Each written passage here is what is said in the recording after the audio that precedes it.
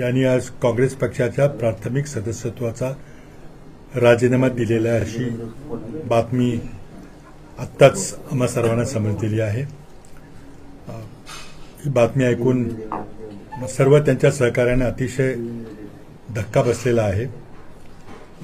चर्चा बऱ्याच जणांच्या बद्दल भाजपकडून चालली असली तरी असं काही घडेल असं आम्हाला वाटलं नव्हतं, पण तो त्यांचा वैयक्तिक निर्णय आहे। त्यांच्यावर काय कंपल्शन होतं, त्यांना हा निर्णय घ्यायला कोणी बाध्य केलं याबद्दल ते स्वतःच सांगू शकतात। त्यांची पुढची रणनीती जरी जाहीर केली नसली त्यांची दिशा स्पष्ट आहे। त्याबद्दल भाजपच्या नेतृत्वाकडून बऱ्याच दिवसापासून असं काहीतरी घडणाराचं होत होतं, पण त्या झालेलं आहे। आज आम्ही बाळासाहेब थोरात, नसीमबाई, काही इतर सहकारी बसून आमच्या काँग्रेस पक्षाच्या सर्व विधिमंडळाच्या सदस्यांना संपर्क आम्ही केलेला आहे। उद्या आणि परवा राज्यसभेच्या उमेदवारीचा अर्ज भरण्याच्या वेळेला विधिमंडळ पक्षाची मीटिंग घेतली जाईल। परंतु या सर्व परिस्थितीमध्ये आम्ही ज्या ज्या विधिमंडळाच्या सदस्यांचे नेत्यांची संपर्क साधलेला आहे, कोणीही त्यांच्याबरोबर कुठं जाणार नाही। मुद्दाम भारतीय जनता पक्षातर्फे वावड्या उडवल्या जात आहेत, अमुक अमुक गेले, तमुक गेले, नावं सांगली जात आहेत, पण त्यावर कोणीही काही विश्वास ठेवू नये। काँग्रेस पक्ष हा जनतेकडे न्याय मागायला जाणार आहे। हे घडतंय ते कशामुळे घडतंय ते महाराष्ट्रातल्या जनतेला माहिती आहे। आज भारतीय जनता पक्षाला लोकांच्या समोर निवडणुकीला सामोरं जायचं धाडस नाही आणि त्यामुळं विरोधी पक्षांचं विभाजन करून फाटाफूट करून आपल्याला काही संधी मिळते याचा प्रयत्न चाललेला आहे।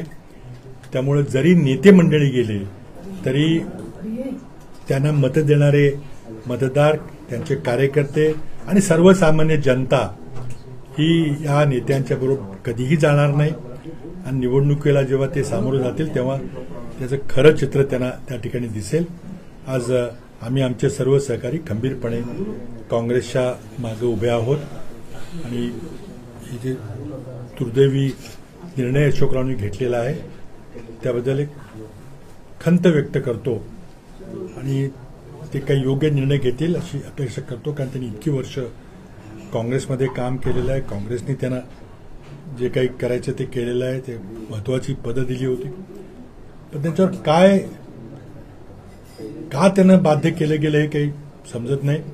ते मला वाटतं 1-2 दिवसामध्ये सांगतील की त्यांच्यावर कसला दबाव होता, त्यांना असा निर्णय घ्यायला का बाध्य केलं गेलं, कुणी बाध्य केलं, कशाची त्यांना भीती होती, हे तेच सांगतील।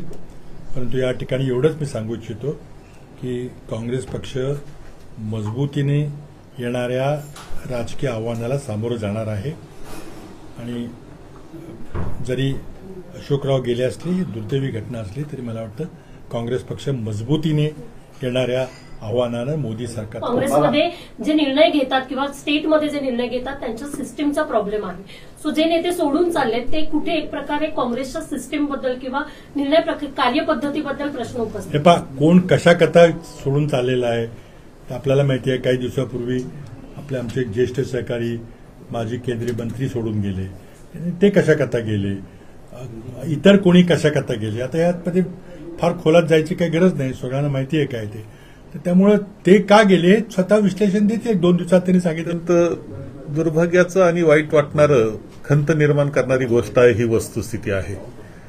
काँग्रेसमध्ये त्यांचे वडील, नंतर ते दोघंही मुख्यमंत्री राहिले आणि असं काँग्रेसमध्ये काम करत असताना खूप चांगली संधी त्यांना देण्यात आली, देश पातळीवरच्या संधी देण्यात आल्या। यानंतर सुद्धा त्यांनी असा निर्णय का घ्यावा हे अद्याप आम्हाला समजलेलं नाही, परंतु याची खंत आम्हाला आहे, दुःख आम्हाला आहे आणि त्याबरोबर महाराष्ट्रातल्या जनतेला सुद्धा ही गोष्ट बिलकुल आवडणार नाही, वस्तुस्थिती आहे।